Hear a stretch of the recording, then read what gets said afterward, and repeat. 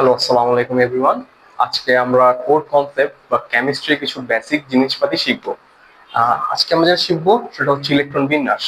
তো আমরা আমাদের নতুন একটা প্লেলিস্ট তৈরি করব তোমাদের জন্য, যেখানে আমরা কেমিস্ট্রির কোর কনসেপ্ট যেগুলো আছে, মানে বেসিক যে জিনিসগুলো, সেই জিনিসগুলো না জানলে আমরা কেমিস্ট্রিতে ভালো করতে পারবো না। সেই সব জিনিসগুলো যত সহজে বোঝানো সম্ভব তত সহজে বোঝানোর চেষ্টা করব। তো সেই কনসেপ্টের ভিতর আজকে আমাদের একটা কনসেপ্ট হচ্ছে ইলেকট্রন বিন্যাস। ঠিক আছে, ইলেকট্রন বিন্যাস এমন একটা কনসেপ্ট, ধরো যে পরীক্ষায় ইলেকট্রন বিন্যাস সিলেবাসে রয়েছে কিন্তু এখান থেকে কোশ্চেন আসে নাই, এটা খুব কম। তুমি এসএসসি দেখো, এইচএসসি দেখো, অ্যাডমিশন দেখো, যে কোনো লেভেলেই যাও, সেই কোন যদি সিলেবাসে ইলেকট্রন কনফিগারেশন থাকে তাহলে এটা মাস্ট আসবে। আচ্ছা, আমরা কোর কনসেপ্ট যেহেতু সহজে বুঝতে চাই, এই ইলেকট্রন বিন্যাস বোঝার আগে আমাদের কিন্তু অনেক কিছু আলোচনা করার আছে বা আমাদের বইয়ে অনেক কিছু লেখা আছে। যেমন পলির বর্জন নীতি, হুন্ডের নীতি, তারপরে রয়েছে আউটবাউফ রুলস, যেটা দেখো আমরা অলরেডি ড্র করে ফেলেছি। কিন্তু আমরা জিনিসটাকে আরো সহজে, অবশ্যই আমরা এগুলো ব্যাখ্যা করব পরবর্তীতে, আমরা যখন একাডেমিক্যাল ক্লাসগুলো করব তখন আমরা এগুলো অবশ্যই অবশ্যই ব্যাখ্যা করব। কিন্তু এখন এটাকে আমরা কত সহজে আয়ত্ত করতে পারি সেটা হচ্ছে মূল কনসেপ্ট। আচ্ছা আসো দেখি কি হয়। আচ্ছা, এর আগে আমরা আউটবাউফের সামান্য একটু ধারণা নেই। চলো, আউটবাউফ রুলস অনুসারে ইলেকট্রন সর্বশক্তি স্তর থেকে সর্বনিম্ন শক্তি স্তর থেকে সর্বোচ্চ শক্তি স্তরের দিকে ধাবিত হয়। এর মানে হচ্ছে যে ইলেকট্রন ছোটটা থেকে বড়টার দিকে যাওয়া আসা করবে। আচ্ছা, এইটাকে মনে রাখার জন্য আমরা দেখো একটা সুন্দর ছন্দ লিখেছি। হ্যাঁ, ছন্দটা দেখো এখানে লেখা আছে, শোনো প্রিয়, ডিপিএস এফডিপিএস করো। ঠিক আছে, আমরা এই ছন্দটা দিয়ে পারতে হবে। আচ্ছা, ইলেকট্রন বিন্যাস করার জন্য তোমাদেরকে আরো কিছু জানতে হবে, সেটা হচ্ছে নাম্বার। ঠিক আছে, যে তোমরা যোগ বিয়োগ করতে পারো কিনা, আশা করি এখানে যারা আছে সবাই যোগ বিয়োগ করতে পারো। এখন এইটা বাদে আমাদের আরেকটা কি জানতে হবে, বেসিক্যালি তিনটা জিনিস। একটা হচ্ছে যোগ বিয়োগ জানতে হবে, দ্বিতীয়ত একটা উপশক্তি স্তরে কয়টা ইলেকট্রন যেতে পারে এটা জানতে হবে, আর এই ছন্দটা পারতে হবে। এই ছন্দটা যদি তোমরা পারো, এই তিনটা জিনিস তোমরা পারো, তোমরা ইলেকট্রন বিন্যাস আলহামদুলিল্লাহ ইনশাআল্লাহ ভালো করবা। চলো আসো আমরা দেখি এখন সর্বোচ্চ কয়টা ইলেকট্রন একটা উপশক্তি স্তরে থাকতে পারে। দেখো এখানে এস অরবিটালে কি লেখা আছে, এস অরবিটালে লেখা আছে সর্বোচ্চ দুটো ইলেকট্রন যেতে পারে। পি অরবিটালে সর্বোচ্চ 6টা, এর নিচেও যেতে পারে কিন্তু এর উপরে কখনো যাবে না, 6টার বেশি কখনো হওয়া সম্ভব না। ডিতে 10টা, এফ এ 14টা ইলেকট্রন যাবে। আচ্ছা দেখো এটা মনে রাখার কি, দেখো এস অনেকটা কিন্তু, মানে এস এর আকৃতি অনেকটা কিন্তু 2 এর মতো। পিটাকে যদি আমরা উলট পালট করি একটা পর্যায়ে 6 এর মতো পাবো। ডি মানে কি, ডেকন 10, আর এফ হচ্ছে 14 মানে 14। এইভাবে আমরা এটাকে মনে রাখতে পারি। আচ্ছা, আমরা যদি এস পি ডি এফ মনে রাখতে পারি তাহলে মোটামুটি আমরা 60% পেরে গেছি। আচ্ছা এবার চলো এইটা দিয়ে আমরা কিভাবে সাজাইতে পারি, ছন্দটা আমরা কিভাবে লিখতে পারি দেখি। আমরা একটু এখানে আসি। দেখো এখানে কি বলা আছে, উপরের থেকে নিচে যাবে, দেখো তীর চিহ্ন দিচ্ছি। ফার্স্টে কোথায় গেছে, 1s, তারপরে 2s, 2p, 3s। ঠিক আছে, আচ্ছা এই জিনিসটাকে আমরা কিভাবে সাজাইতেছি, শোনো শোনো প্রিয়, শোনো প্রিয়, শোনো ডিপিএস। কিভাবে আসছে, শোনো শোনো প্রিয়া, শোনো প্রিয়া, শোনো ডিপিএস করো। ঠিক আছে, ডিপিএস করো, ডিপিএস করো, এফডিপিএস ও করতে পারো চাইলে তুমি, এফডিপিএস ও করতে পারো চাইলে তুমি।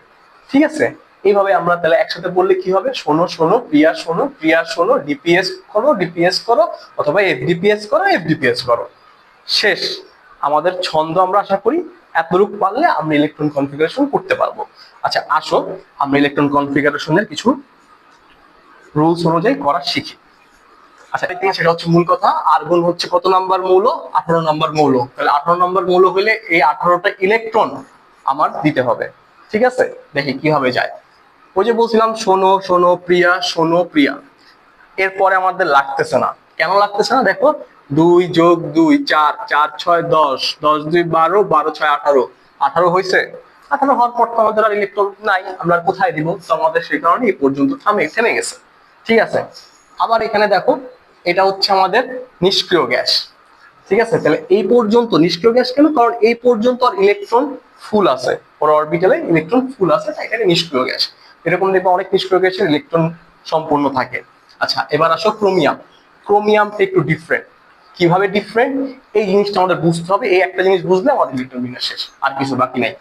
আচ্ছা দেখো কি বুঝতে হবে, ক্রোমিয়াম হচ্ছে 24 নম্বর মৌল। ঠিক আছে ভাইয়া, দিলাম 18টা। এই যে আর্গনের যেটা আছে এটাই তুমি চাইলে কপি পেস্ট করতে পারো, এই লেখাটাই কপি পেস্ট করতে পারো, নাইলে আর্গন 18 দিয়েও তুমি এটা বুঝিয়ে পারো, অনেক বইতে ভাবে লেখা আছে।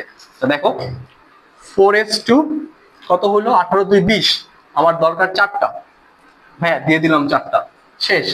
আসলে কি হয়েছে না, এখানে একটা মজার জিনিস আছে। দেখো আমরা যে একটু আগে দেখছিলাম কি ডেকন, ডেকেন মানে কি 10, ঠিক আছে, বলছিলাম অরবিটালে সর্বোচ্চ 10টা থাকতে পারে।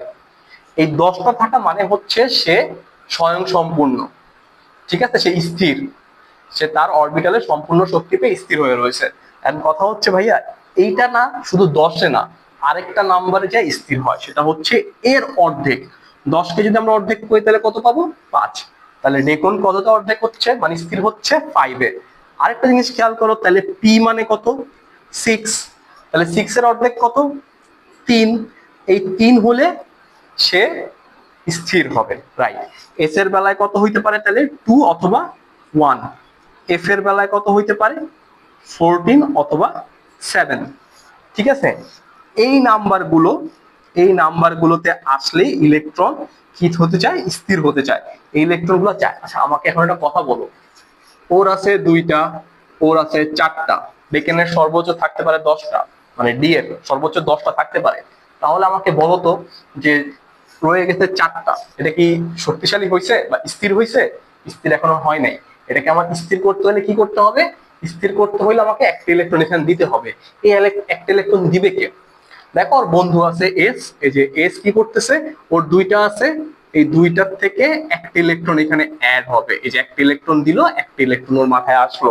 এখন মজার ব্যাপারটা হচ্ছে যে 4 আর 1 যোগ করলে কত হয়, অবভিয়াসলি তোমরা জানো, যোগ বিয়োগ তোমরা পারো, তার মানে কত হচ্ছে, 5 হচ্ছে। এইবার দেখো এই এস 2 বা 1, 1 আছে স্থির, এখানে 5 আছে, এটাও স্থির। এবার আসো আমরা কপারেটটা করি।